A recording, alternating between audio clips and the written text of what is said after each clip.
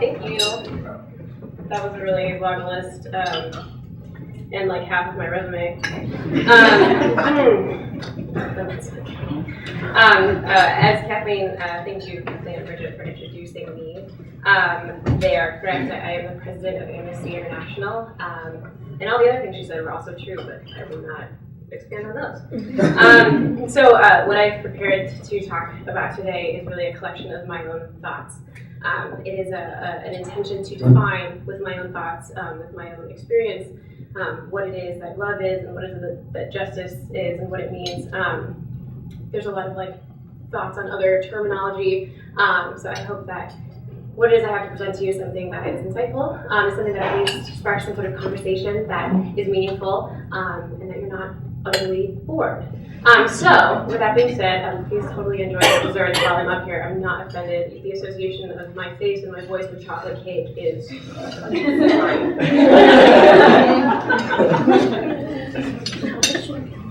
For every human interaction, there are millions of events preceding it that have led to the very moment an individual, a couple, a group, or a world experiences something pertinent to the condition of being human.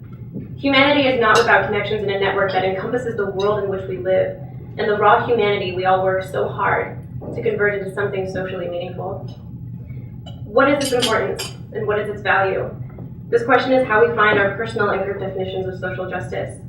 The value and importance we place on the recognition of our human networks and the possibilities of those relationships leads us to understand and evaluate social justice. I will speak first to humanity, what I see as a disappearing reality. 7 years ago, I was a first-year high school student. To pass the first year, my high school required this project, and it was titled The Human Project, and you had to answer the question, what does it mean to be human? This is an outstanding question for young people to answer, I truly believe. But I would gladly tell the administration of my high school that I believe that grading and scoring a child's response on what it means to be human is the most contradictory thing I have ever heard. To implement a mathematical number that assigns a socially implemented value on a young mind is the first piece that I would contest. And the second would be assigning a score to something impossible to define in a 30-minute presentation or a speech such as this. Still, I answered the question as best as I could, and I said to be human is to experience and understand, and therefore grow. I still believe this today, but I feel that I have 7 years more experience with being human and can reflect on this more deeply. I will be honest in saying that I'm unsure if those 7 years have made me smarter about being human, and I feel that I must admit to you that I have a tendency to forget that I am human. I find that I take air and water for granted. I have not savored food as the nourishment that sustains me, and I don't spend enough time caring for my own body. I am no stranger to the 16 or 20-hour workday, trading meals for meetings, and I may have forgotten what the word sleep means anymore. It may seem lighthearted. I'm the first to tell you that I have spent years shrugging it off as I'm just busy. And I'm laughing when I have to make appointments with my friends just to hang out, but filling my days with meetings and my heart with bureaucracy is part of why I've lost sight of what it has meant to be human. I know I'm not alone, and it can be a difficult thought to ponder whether we've lost touch. It's far too easy to lose touch with the elements of the earth that fuel and sustain us. The social component of being human may be the provision that helps us make decisions and act out of love and care for the whole person, but it could also be the component that divides us and causes us to lose sight of what is inherently natural about having a body, a mind, and a heart, and a soul that are human. The term social describes a collection of individuals that come together and influence one another. Social circumstances are entirely unavoidable, and I suggest we all adjust accordingly to the fact that we are not independent units that are born and mature to adulthood without the interaction of another human being. We must adjust to the unavoidable realization that we are social, and we communicate in some way with other human beings, and that we influence those around us and are subsequently influenced in return. And so what then is influence? Influence is an experience of an interaction that somehow changes or leaves a mark on another person. We do this in each word we speak and each breath we take without realizing our impact. The words we say can be just as influential as those that we keep to ourselves. I believe in a mosaic theory of human interaction because it houses the most truth about what it means to be a human being, especially in 2014. The mosaic theory maintains the cliche that we are all connected and cannot exist without each other. Yes, but it is much greater than that. A tile or a sand-created mosaic requires dutiful attention to detail, artistic placement, a solid functional understanding, and thoroughly planned architecture.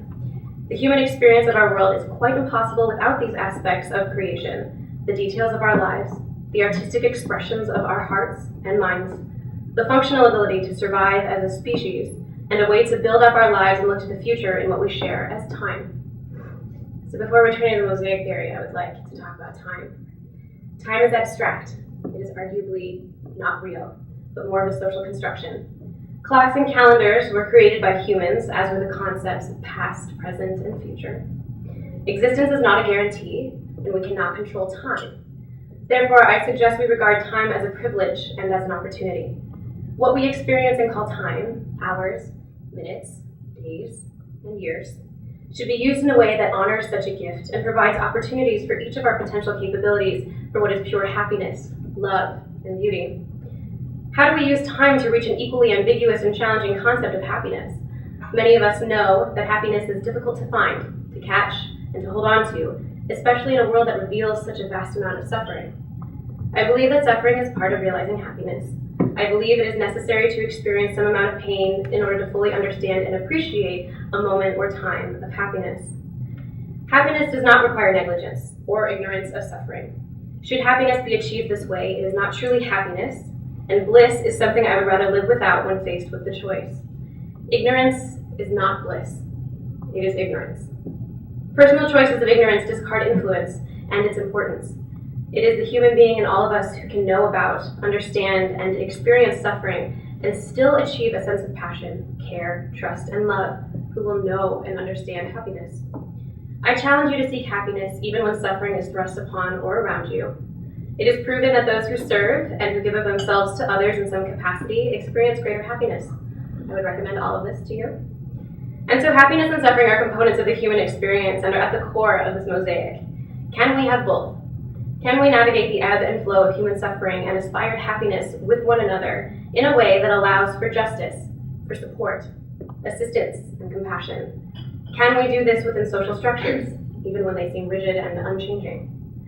Influence can no longer mean downcast eyes, hierarchical submission, or unlivable conditions in comparison to others. Social does not equate with terms such as disparity and desolation. When preceding the word justice, the term social applies the collective influences and networks of other individuals in reference to a significantly more complicated concept to deconstruct and to simplify. And what is justice? Do all human beings have inborn and inalienable rights? This is a question that must be answered if anyone is to define and practice justice. If there are rights entitled to every human being, just by the occurrence of birth into this world, then there is some notion of justice. The terms of justice and the rights therein have been defined differently in societies and nations around the world, but societies and nations, while comprised of people, are not themselves human. Dignity. Dignity is human, and it is shared. Dignity is most apparent when it is violated, but it can be so beautiful when given its due. The potential for growth in people may be unhindered when expressions of the heart and mind are given freely, and not done so with the fear of death or imprisonment. The abilities to communicate and to gather with one another, to learn, to write, to speak, are things I take horribly for granted. I am here now, having learned, written, and spoken to communicate with you an expression of my heart and mind, and I forget that most of the world does not experience that privilege. The truth is that social stratification and globalization have ensured that people are not born into opportunities that are equal. Many are not born free or lose their freedom during their lifetime, resulting in the theft of their lives and the possibilities they might have realized. When our hearts and emotions are restricted by the presence of law or the absence of protection, our social systems have clearly failed us, and it is evident how far we've retreated from our roots as human beings. I'm not telling you anything that you don't know.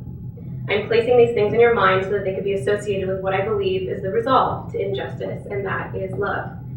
Love's many forms have root in one place. Love for the self and others that is honest and all-encompassing of yours and their humanity. I am not among those who believe that you must love yourself before loving others. I personally have found greater love for myself in reflecting on my love for others. I do believe that there is a baseline of love for potential human life, a life that will change and influence the world. This is a love for strangers, for those who you have never seen and have no name that you know of.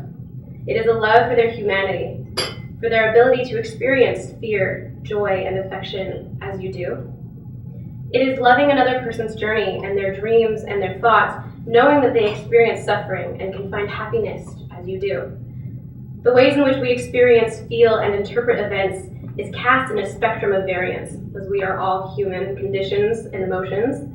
And thus love is understanding that spectrum. It is shedding boundaries and binaries and seeing a stranger and loving them for the fact that they are human. They breathe air that is connected to that which you inhale, and they require the same elements of survival. It seems so basic, and we are taught to look away from pain and suffering, to avert our eyes and ignore strangers, but when you do so, you ignore the possibility to expand your own capacity for love. Love is a component that Hallmark reminds us of once a year. Happy Valentine's Day. I'm kidding, I actually love Valentine's Day. Okay, love.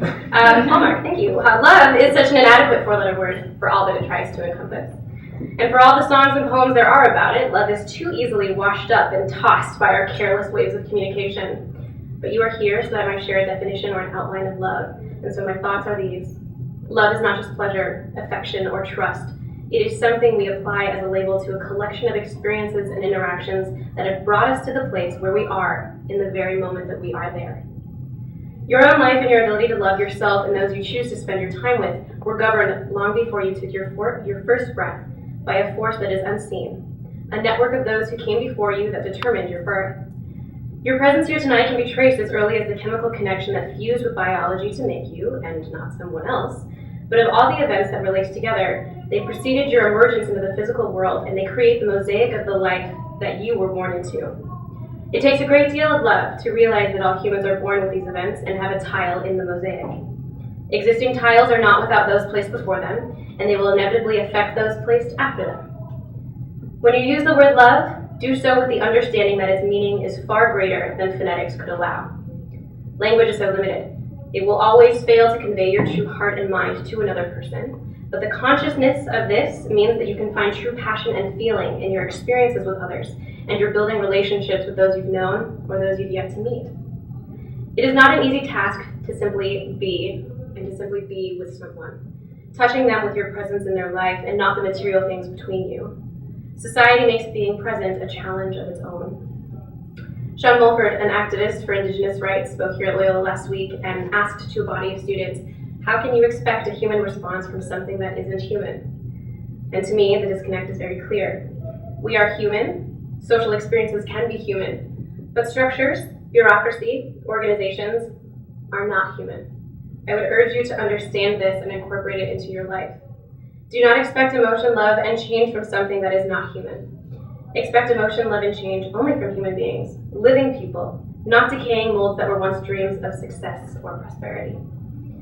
Be human within social structures. Do not lose yourself to concepts of career, money, resumes, material things.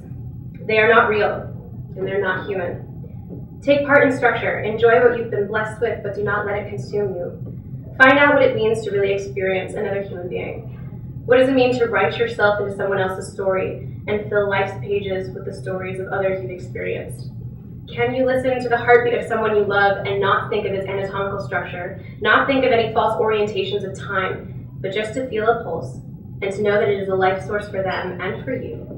To know that it is the beat of the heart that is the most important source of physical life, but that its rhythm has carried them through pain, through suffering, happiness, and brought them to the very moment that they are there with you, with your ear to their chest. I pose you 3 questions. First, can you write stories? Can you allow yourself to be written into the stories of others? And can you leave blank pages for the unseen beauty of possibility? Second, can you listen to the heartbeat of other human beings? Can you listen, not just hear, but listen, absorb, and be influenced by what it is that keeps someone's heart beating, that instills love, passion, suffering, and happiness? And finally, can you be the present light that eradicates darkness? If you can be the light and you understand what it means to be present and can do so, darkness will disappear, for darkness is merely the absence of light. And I close with this.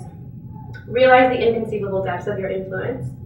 Know that by breathing and existing, you are influencing the world directly, indirectly, near and far to you. Even after the unknown journey that is death, you will continue to influence the world, and what you did with the privilege of time will remain part of the mosaic of the human experience. Thank you.